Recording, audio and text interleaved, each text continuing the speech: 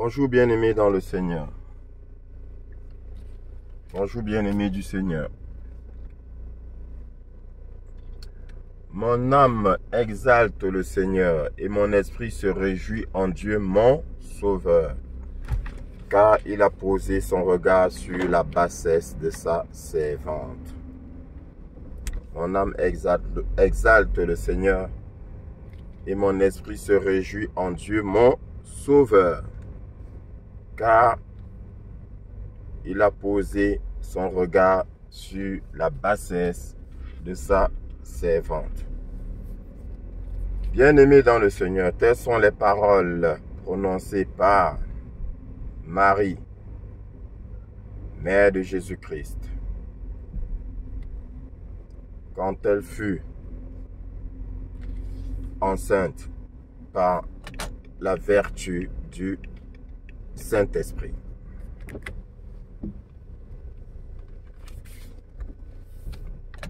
Bien-aimés dans le Seigneur, mon peuple périt par manque de connaissance. La manipulation est l'une des armes les plus dangereuses des fils du démon, parce que leur père est un manipulateur,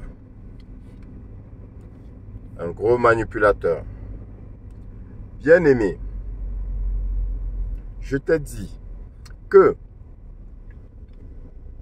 si le malin vient à toi, il se présente visiblement à toi et il te demande de faire certaines choses qui sont contraires à la parole du Seigneur, il y a de fortes chances que tu lui dises non, je ne peux le faire.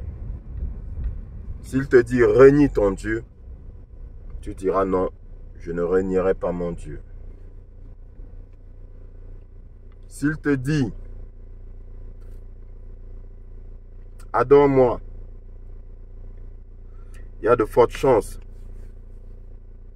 qu'en toute liberté tu lui dises non, je ne puis t'adorer. Bien-aimé dans le Seigneur, le diable est un manipulateur. Alors qu'est-ce qu'il va faire? Il va t'amener de façon malicieuse. De façon malicieuse, il va t'amener à régner ton Dieu. De façon malicieuse, il va t'amener à l'adorer, sans que tu ne t'en rendes compte. Tu seras en train de régner ton Dieu sans savoir que tu es en train de le faire. Tu seras en train d'adorer le démon sans savoir que tu es en train de le faire. Bien-aimé dans le Seigneur. Tel est le cas quand nous dansons sur de la musique mondaine dédiée aux démons. Pas toutes les musiques mondaines. Je dis la musique mondaine dédiée aux démons. Il y a des chansons qui sont dédiées aux démons. Beaucoup ne le savent pas. Et beaucoup dansent au rythme de cette chanson. Alors, question. Quand tu danses, quand tu célèbres au rythme d'une chanson dédiée à Satan, qu'es-tu en train de faire? Bien-aimé dans le Seigneur, qu'es-tu en train de faire? Beaucoup vont te manipuler, vont te dire, oh non, il ne faut pas exagérer, ce n'est qu'une chanson. Bien-aimé dans le Seigneur, c'est là où se trouve la manipulation. Ce n'est pas qu'une chanson. Si ce n'était qu'une chanson, mais pourquoi est-ce qu'il dédie sa chanson au démon? Pourquoi est-ce qu'il chante les louanges du démon? Et toi, en dansant sur le rythme de ces louanges au démon, en célébrant, parce que danser c'est une forme de célébration, en célébrant au rythme de cette chanson-là, tu es en train de rendre hommage, de rendre gloire aux démons. Faut pas qu'on te trompe, tu es en train de le faire, bien-aimé dans le Seigneur. Tu es en train de le faire. Avant de danser là, vérifie que la chanson là n'est pas un culte à Satan. Bien-aimé. C'est pourquoi il est important de savoir, de connaître l'auteur de la chanson, de faire tes recherches par rapport à celui-là. Bien-aimé, nous avons tous fait ça. Nous avons tous dansé au rythme des chansons diaboliques. Nous l'avons fait. Mais dès lors que tu te rends compte que c'est mauvais, que c'est malsain, que c'est dangereux, qu'est-ce que tu fais, bien-aimé? Tu arrêtes. Tu arrêtes. Beaucoup vont te dire, c'est sans danger. Et il y en a même qui disent que tu es enfant de Dieu.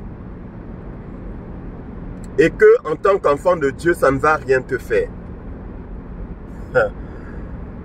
Bien-aimé dans le Seigneur, mon peuple périt par manque de connaissance. À cause de son ignorance, mon peuple périt. Bien-aimé dans le Seigneur, quand le diable a tenté notre merveilleux Seigneur Jésus-Christ, le tout-puissant Créateur lui-même, le Très-Haut, qu'est-ce que le diable lui a dit? Saute du haut de cette montagne, et comme il est écrit, les anges du ciel te porteront sur les mains de peur que ton pied ne heurte contre une pierre. Alors, donc, vu que tu es chrétien, vu que tu as l'Esprit de Dieu en toi, vu que tu es fils de Dieu, vas-y, saute et rien ne t'arrivera. Voilà ce que le diable a dit au Seigneur Jésus-Christ et voilà ce que l'autre te dit. Tu es enfant de Dieu, si tu danses, ça ne te fera rien. Tu es enfant de Dieu. Si tu fréquentes le démon, il ne te fera rien. Si tu manges à la table du démon, rien ne t'arrivera parce que tu es enfant de Dieu. Tu es enfant de Dieu. Si tu bois ce verre empoisonné, ça ne te fera rien. Parce que tu es enfant de Dieu. Saute du haut de cette montagne et les anges du ciel te porteront sur les mains. Comme il est écrit. Qu'est-ce que le Seigneur a répondu? Il est aussi écrit. Tu ne tenteras point ton Dieu. Bien-aimé, il ne faut pas tenter le Seigneur. Donc ce n'est pas parce que tu es enfant de Dieu que sachant que cette musique est dédiée à Satan, tu vas la danser. Soit disant ça ne va rien te faire. C'est ce que tu crois. C'est ce que tu crois. Parce que le problème avec beaucoup de chrétiens, c'est qu'ils ne marchent pas à la vue. Ce qu'ils ne voient pas pour eux n'existe pas. Ce qu'ils ne voient pas pour eux n'a aucun effet sur eux. Mais c'est faux. Donc parce que les problèmes que tu as ne portent pas le nom de l'auteur, tu penses que tout ce que tu poses comme acte dangereux, en fait, n'est pas si dangereux que ça. C'est pas ça qui est à la base de tes problèmes. Tes problèmes, pour toi, c'est le grand-père ou la grand-mère au village qui est sorcier ou qui est sorcière. Non, bien-aimé. Ton problème aussi, c'est cette célébration que tu fais au démon en dansant sur une musique diabolique. Tes problèmes aussi, c'est ça. Parce que ce que vous ignorez là, c'est que quand vous invoquez les démons dans votre vie, ils viennent. Déjà, ils viennent même sans que vous ne les appeliez. À combien plus forte raison quand vous le faites. Le démon là, tu l'invoques, il vient. Donc quand tu es en train de célébrer au rythme de la chanson, d'une chanson qui n'est autre qu'un culte à Satan, qu'est-ce que tu crois que tu fais? Tu es en train d'invoquer, d'appeler des esprits mauvais, des esprits malins dans ta vie. C'est ce que tu es en train de le faire, bien-aimé dans le Seigneur. C'est ce que tu es en train de faire. Excuse-moi. C'est ce que tu es en train de faire. Et l'autre te dit, oh non, c'est pas grave, tu sais, tu es enfant de Dieu. Mais c'est la même chose. C'est la même chose quand on disait aux gens, n'allez pas prendre la piqûre. N'allez pas prendre l'injection parce que elle est dangereuse. J'entendais beaucoup qui disaient, oh, je suis enfant de Dieu, ça ne va rien me faire. N'importe quoi, bien-aimé. Fais attention, tu ne tenteras point ton Dieu. Si tu sais que le breuvage qu'on te présente est empoisonné, ce n'est pas parce que le Seigneur a dit que quiconque croit en moi, s'il boit quelques breuvages mortels, cela ne lui fera aucun mal. Ce n'est pas parce que le Seigneur a dit ça que tu vas boire. Non, c'est pas ce que ça veut dire, bien-aimé dans le Seigneur. Mais, si tu sais que le breuvage là est mortel, mais comment as-tu su? Comment as-tu su? Justement, c'est là le miracle du Seigneur. Il t'a fait savoir que c'était mortel. Et s'il t'a fait savoir que c'était mortel, c'est parce que ce breuvage-là, si tu le bois, ça va te tuer. Il est mortel. Mais maintenant, si le Seigneur ne te le fait pas savoir et tu le bois, c'est parce qu'il sait que ça ne te fera rien. Bien-aimé, réveille-toi. Réveille-toi, bien-aimé dans le Seigneur, et accepte la vérité. Parce que quand on vous donne la vérité, vous vous accrochez à vos habitudes, à vos coutumes et traditions. Quand tu invoques les esprits malins là, est-ce que tu peux les gérer? Tu es sûr que tu peux les gérer? Tu es sûr que tu peux les nourrir? Parce que le Seigneur a dit tout ouvrier mérite son salaire. Donc quand tu invoques, quand tu appelles les esprits, les employés du démon dans ta vie, c'est des employés. Il faut les nourrir, il faut les payer. Dans tous les petits problèmes que tu as dans ta vie, tes enfants qui tombent malades, toi-même qui tombes malade là, hein? Tu crois que ça vient d'où? De la pauvre grand-mère qui est au village? Du pauvre grand-père qui n'arrive plus à marcher? Hein?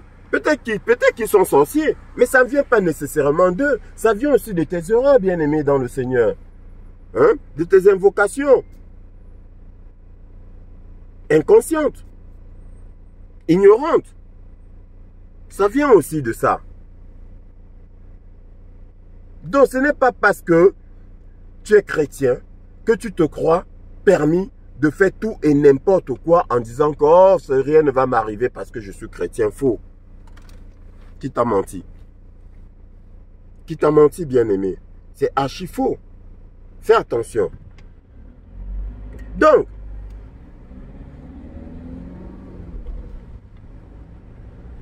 Marie dit, mon âme exalte le Seigneur et mon esprit se réjouit en Dieu, mon sauveur. Quand Marie dit, mon esprit se réjouit en Dieu, mon sauveur, Marie dit qu'elle a un sauveur. À quel moment a-t-on un sauveur? On a un sauveur quand on est en détresse. On a un sauveur quand on sait que on a commis des fautes. On a un sauveur quand on est pécheur. Bibliquement parlant, on a un sauveur quand on est pécheur. Donc Marie, de par cette phrase, annonce qu'elle est pécheresse. Elle annonce qu'elle est pécheresse. Donc elle a un sauveur, comme toi et moi. Et son sauveur, c'est le Seigneur Jésus-Christ, qu'elle a porté dans son ventre. Parce qu'il est né avant elle, c'est lui le créateur. C'est même lui qui l'a créé. Car son regard s'est posé sur la bassesse de sa servante. Car son regard s'est posé sur la bassesse de sa servante. Bassesse, péché, faute, iniquité. Marie annonce qu'elle est pécheresse. Comme tout homme. Elle est née dans le péché. Comme tout homme. Voilà ce que Marie annonce. Bien-aimé. Attention. Je dis attention. Nous ne sommes pas en train de contester le rôle de Marie. Non. Ce n'est pas. Nous ne sommes pas en train de démontrer que Marie n'est rien. Non. Nous sommes en train de démontrer, bien-aimé dans le Seigneur, ouvre bien tes oreilles. Nous sommes en train de démontrer que la prière que tu élèves à une soi-disant Marie, Mère de Dieu, en fait, c'est une prière que tu élèves à une inconnue. Ce n'est pas la même Marie. Celui qui a rédigé cette prière-là ne l'a pas rédigée pour Marie. Bien-aimé, fais attention. Parce que dans cette prière, la personne décrite dans cette prière-là ne correspond pas à Marie, la mère de notre merveilleux Seigneur Jésus-Christ que nous connaissons. Non, la mère de Jésus-Christ, ce n'est pas celle-là qui est décrite dans la prière.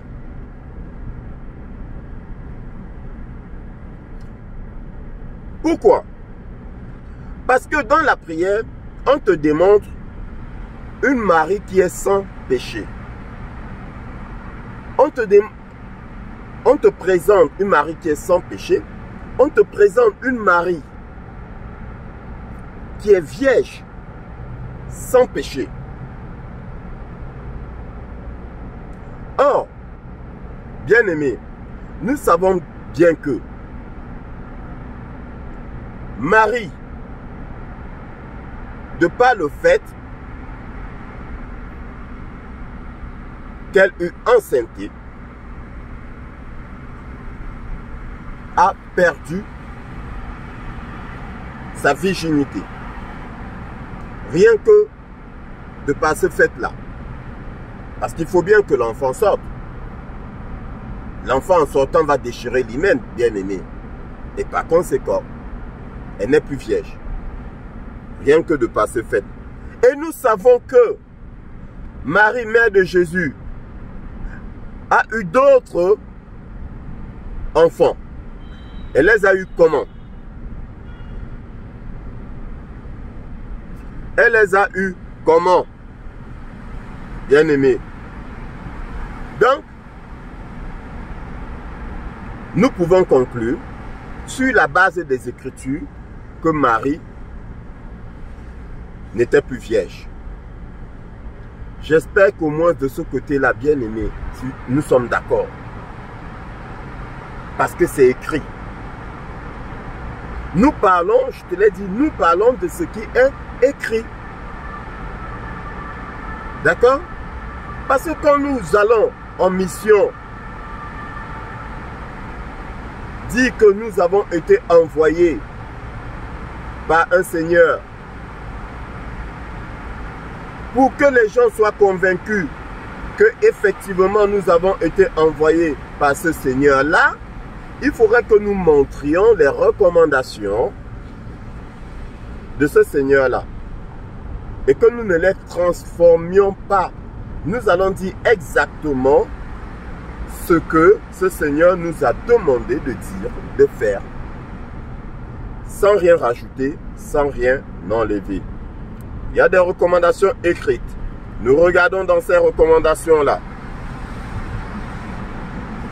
Et en regardant, nous voyons que Marie, mère de Jésus, n'est plus vierge. Donc, on te présente une Marie vierge. Bien-aimé, est-ce qu'elle correspond donc à la Marie que tu connais qui n'est plus vierge? La réponse est non.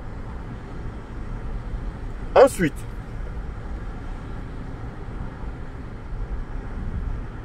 Marie, mère de Jésus là,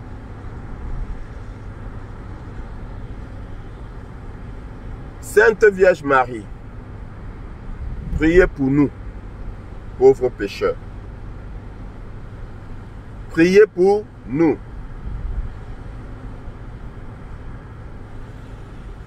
Marie, mère de Jésus, elle est où?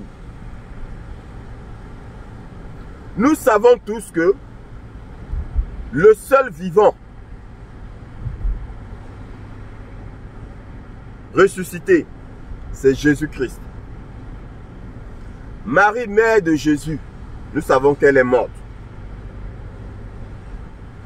Nous savons qu'elle est morte, enterrée. Bien-aimée dans le Seigneur. Morte, enterrée. Le Seigneur nous demande de ne pas invoquer les morts. On est bien d'accord? Le Seigneur nous demande de ne pas invoquer les morts. Il n'a pas dit sauf Marie. Hein?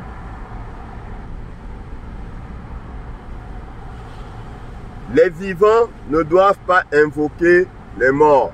Vous n'avez qu'à laisser les morts invoquer les morts. Les vivants ne doivent pas invoquer les morts. Voilà ce que le Seigneur nous recommande. Marie est morte. Pourquoi invoques-tu Marie? Bien-aimé dans le Seigneur. Marie est morte. Pourquoi l'invoques-tu?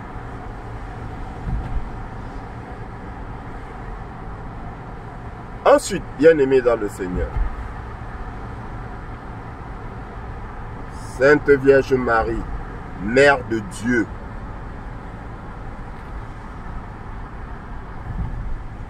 Mère de Dieu. La Marie que nous connaissons là, bien-aimée dans le Seigneur, est-ce qu'elle est mère de Dieu? Réfléchis, hein? Est-ce que tu comprends ce que ça signifie, mère de Dieu? Bien-aimé, est-ce que Dieu a une mère? C'est toi-même qui dis qu'il est un Dieu incréé. Ça veut dire qu'il s'est créé lui-même. S'il s'est donc créé lui-même, comment a-t-il une mère?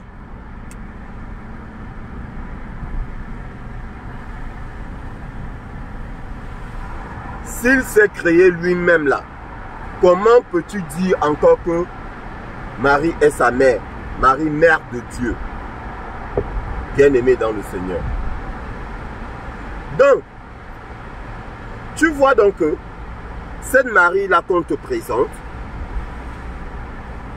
n'est pas la Marie qui est dans la Bible. Parce que la Marie qui est dans la Bible est mère de Jésus-Christ.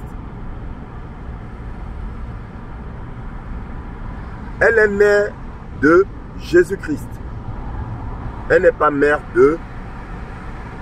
Elle n'est pas mère de Dieu. Maintenant, bien-aimé, ce que tu ignores, c'est que en fait, ici on est en train de te présenter une divinité. Une grande divinité du monde des ténèbres. Parce que dit mère de Dieu, ça veut dire la mettre au-dessus de Dieu. Ce n'est même pas la mettre au même niveau que Dieu, c'est la mettre au-dessus de Dieu. Parce que si tu es capable de mettre au monde Dieu, mais ça veut dire que tu es très puissant. Tu es plus puissant que Dieu là. C'est ce que tu ne comprends pas. Bien aimé, c'est subtil. Ces gens-là sont dangereux. Ces gens-là sont dangereux.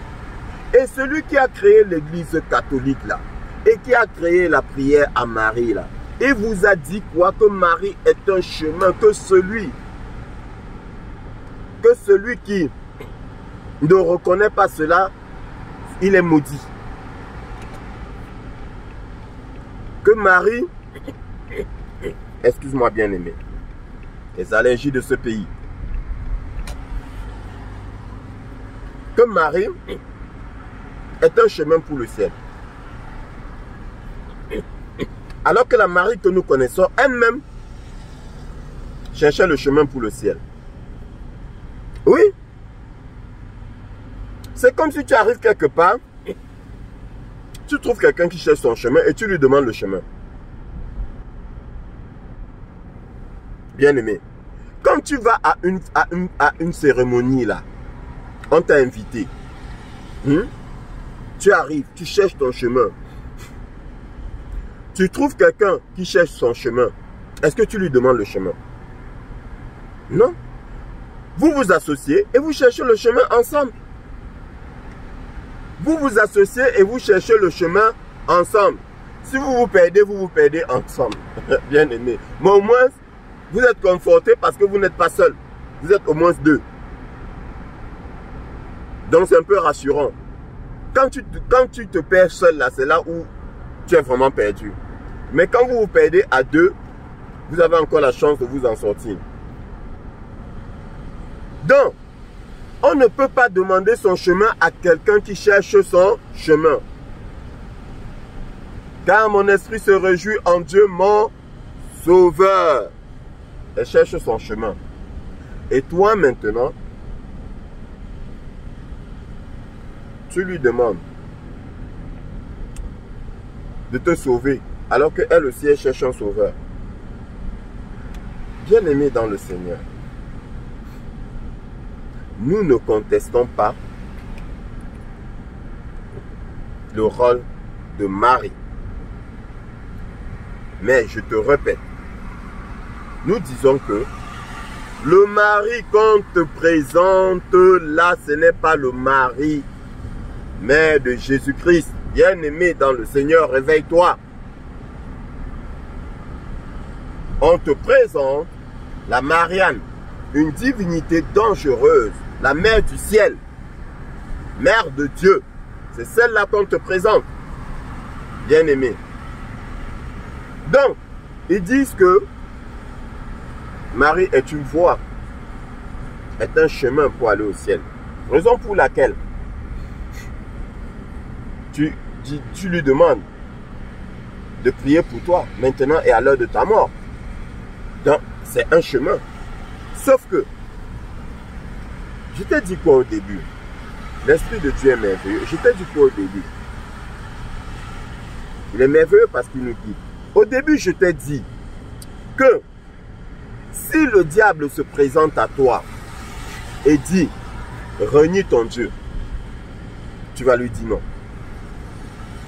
Mais comme le diable est malin, il va t'amener à régner Dieu sans que tu ne le saches.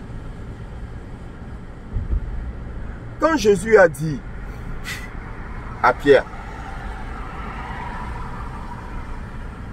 le coq ne chantera pas que tu m'auras régné 3 fois.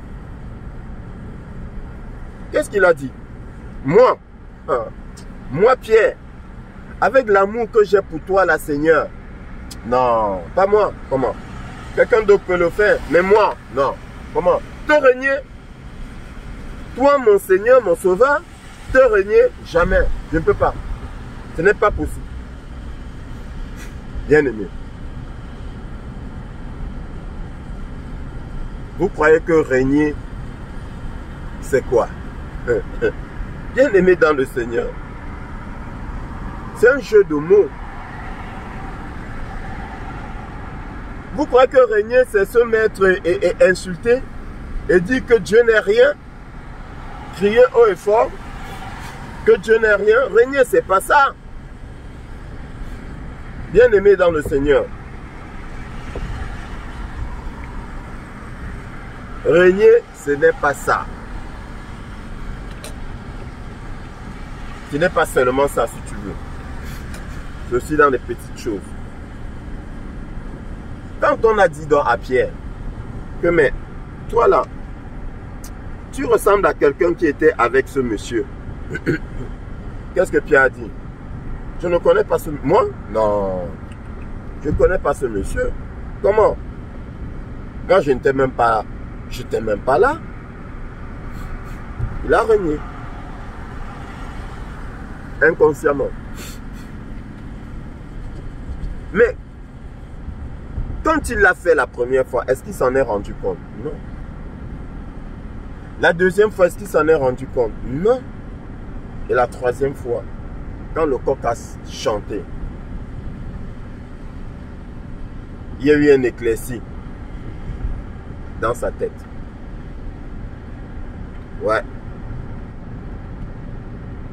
C'est là où il s'est rendu compte qu'il venait de régner. Le Seigneur, il venait de le méconnaître. Oui. Il venait de faire de lui un inconnu. Je ne le connais pas. Subtilement, il a été poussé à régner son Seigneur. Bien-aimé, c'est la même chose. Le diable te dit de le vénérer. Tu refuses, tu dis non. Alors qu'est-ce qu'il fait? Il te donne la prière à la Vierge Marie. Il te demande de régner Dieu, tu dis non. Il te donne la prière à la Vierge Marie. Parce que dans la prière à la Vierge Marie, tu loues un autre Dieu. Ce Dieu-là, c'est la mère du ciel. La Shekinah, la déesse des eaux, la Mami Wata. Tu loues un autre Dieu. Bien-aimé dans le Seigneur. Il t'amène à louer un autre Dieu, qui est la reine du ciel, la Marianne. La soi-disant mère de Dieu.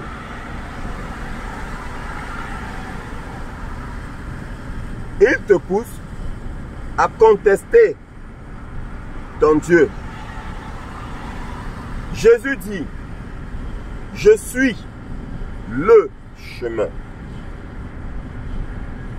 la vérité, la vie. Je suis le chemin. Bien-aimé dans le Seigneur, il n'a pas dit un chemin.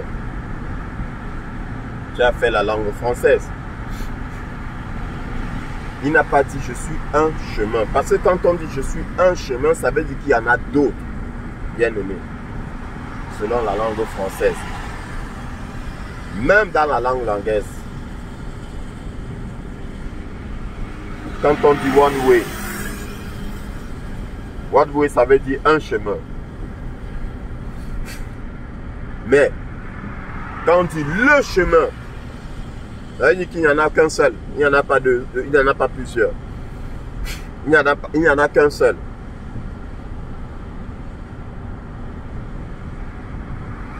I am a way.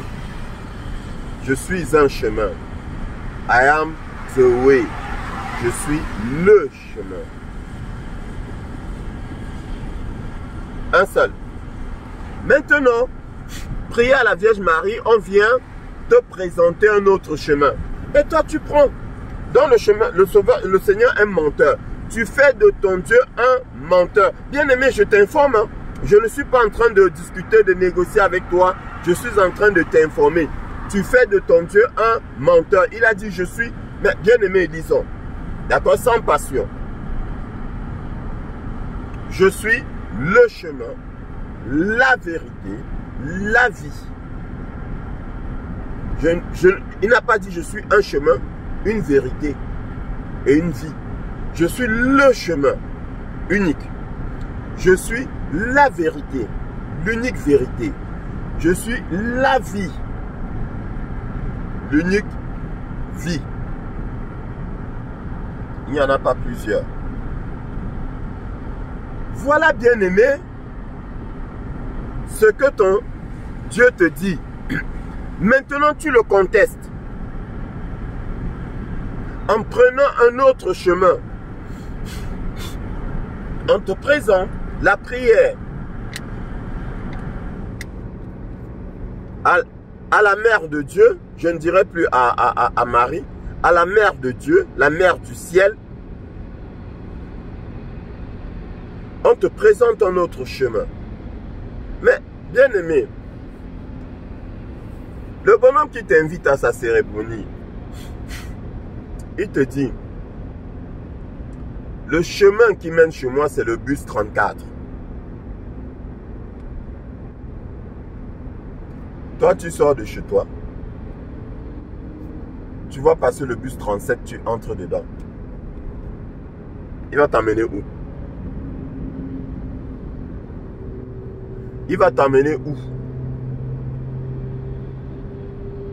Est-ce qu'il t'a dit que pour arriver chez moi, tu as plusieurs bus? Tu as le bus 34, le bus 37 et le bus 42. Sinon, il te l'aurait dit. Nous savons tous, mais bien aimé, quand nous prenons les plans là, les métros et tout ça, c'est indiqué, nous savons que pour arriver à Aubert, par exemple, on peut prendre le métro, on peut prendre le RER. Nous savons ça. D'accord? Mais il te dit, c'est lui qui connaît sa maison. C'est lui qui connaît la route qui mène à sa maison. Il te dit, le chemin qui mène à ma maison, c'est le bus 34. C'est le bus 34. Toi, tu ne connais pas le chemin qui mène à sa maison. Tu vois le bus 37, tu entres dedans. Il va te mener où? Partout sauf chez lui. Écoute bien ce que je suis en train de te dire. Le bus 37 là, ou tout autre bus que le 34, te mènera à port, mais ne te mènera pas à bon port. Tu entends avec quoi? Je répète. Il t'a dit de prendre le bus 34. Tu vois le 37, le 42 ou le 55. Tu rentres. Ces autres bus-là vont te mener à port. Mais ils ne vont pas te mener à bon port. Il n'y a que le bus 34 qui te mènera à bon port. C'est la même chose. Je suis le chemin, dit le Seigneur Jésus-Christ. Il est l'unique chemin. Il n'y a pas un autre chemin qui te mènera. Il n'y a pas un autre chemin, bien-aimé, qui te mènera là-bas. Là où tu vas aller. Au ciel. Non. L'unique chemin, c'est Jésus. Donc, l'autre moyen de locomotion que tu prends là, le bus qu'on t'a présenté s'appelle Jésus. Jésus-Christ. Maintenant, tu vas rentrer dans un bus qui s'appelle Mère de Dieu. C'est pour aller où? Parce qu'il y a Dieu dedans. Bien-aimé dans le Seigneur. Parce que dans le nom du bus, tu as Dieu. Tu penses que ça va te mener là où il y a Dieu? Ce n'est pas parce qu'il y a Dieu dedans que ça va te mener là où il y a Dieu. Comme on dit mère de Dieu, tu dis, bon, j'entre dans ce bus-là. C'est sûr, c'est écrit, comme c'est la mère de Dieu. Bien-aimé dans le Seigneur. Donc, moi, je t'invite chez moi. Bon, supposons. Je t'invite chez moi. D'accord? Toi, tu pars chez ma mère. Je t'ai dit que je vis avec ma mère. Est-ce que je t'ai dit que je vis avec ma mère? Ah non, bon, comme c'est ta mère, je me suis dit que tu t'es dit quoi? Qui t'a invité? Ma mère ou moi? C'est moi. Prends le bus qui porte tel nom. Tu laisses ce bus et tu prends notre bus parce que tu as vu le nom. Tu as dit que le bus s'appelle Mère de Brice. Tu dis que, ah mais oui, bah c'est la même chose. Non, ce n'est pas la même chose. C'est tout sauf la même chose, bien aimé. Ce n'est pas la même chose. C'est logique. Enfin, pour moi, je trouve que c'est logique. Donc, quelqu'un ne peut pas te dire que voici le chemin. Tu prends une autre route et tu espères arriver à bon port. Non, tu n'arriveras pas à bon port, bien-aimé. Malheureusement, bien-aimé dans le Seigneur. Malheureusement, tu n'arriveras pas à bon port. Le Seigneur Jésus-Christ dit qu'il est l'unique chemin. Alors, nous suivons comme des moutons ce chemin-là, sans réfléchir. Nous le suivons tant que c'est lui, nous le suivons. Nous n'avons pas besoin de réfléchir. Non, nous n'avons pas besoin de réfléchir. La simple réflexion que nous devons avoir, c'est de savoir si c'est vraiment lui. Nous devons réfléchir pour savoir si c'est son chemin là. Mais quand nous savons que c'est son chemin, nous marchons dessus sans réfléchir. Dès lors que nous savons que c'est le chemin, nous marchons dessus sans réfléchir. Le chemin là te mène où? Ça me mène au ciel. Tu le sais comment? Je le sais. Le Seigneur a dit que tu me suis, tu arrives au ciel. Je le suis, c'est tout. Mais non, je n'ai pas besoin de réfléchir. Je le suis. C'est tout. Je suis le chemin. Je passe là-dessus, bien-aimé. Maintenant, je vais t'expliquer pourquoi tu n'arrives pas à lâcher prise. Contrairement à nous qui l'avons fait. On te dit, la Sainte Vierge Marie, là, ce n'est pas. Non, c'est même pas ce qu'on t'a dit. On t'a dit qu'on ne prie pas. On n'élève pas des prières à la Vierge Marie. C'est ce qu'on t'a dit. Et toi, tu dis si. Ok. Admettons. Pourquoi est-ce que tu n'arrives pas? Parce que tu penses, que c'est vraiment Marie, mère de Jésus-Christ. C'est pour cela, c'est l'une des raisons premières pour laquelle tu continues. Nous, dès lors que nous avons su, que ce n'est pas la même Marie, 2, qu'on n'invoque pas les morts, bien-aimés dans le Seigneur, nous n'avons même pas cherché une troisième raison. Et la troisième raison, qui est même la plus valable, que ce fût Marie, mère de Jésus ou pas, la troisième raison qui est même la première et la plus valable et l'unique raison, qui devrait être l'unique raison, c'est je suis le chemin. L'unique chemin, je suis l'unique chemin. Il n'y en a pas d'autre, dit le Seigneur Jésus-Christ. Il n'y en a pas d'autre. Là, on a dit, ah oui, c'est ce que le Seigneur a dit. Ah non, l'autre là-bas, c'est l'anac. Non. Marie, pardon, excuse-nous.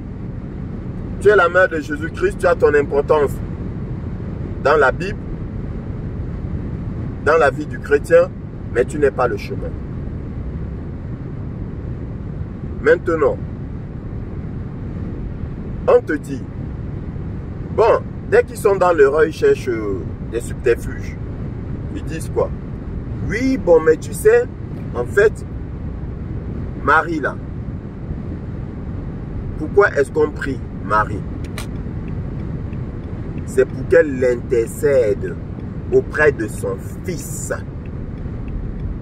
Oui, parce que tu as des grands théoriciens qui te disent, oui, vous savez, en fait, parfois, pour convaincre un enfant, il est plus aisé de passer par sa mère.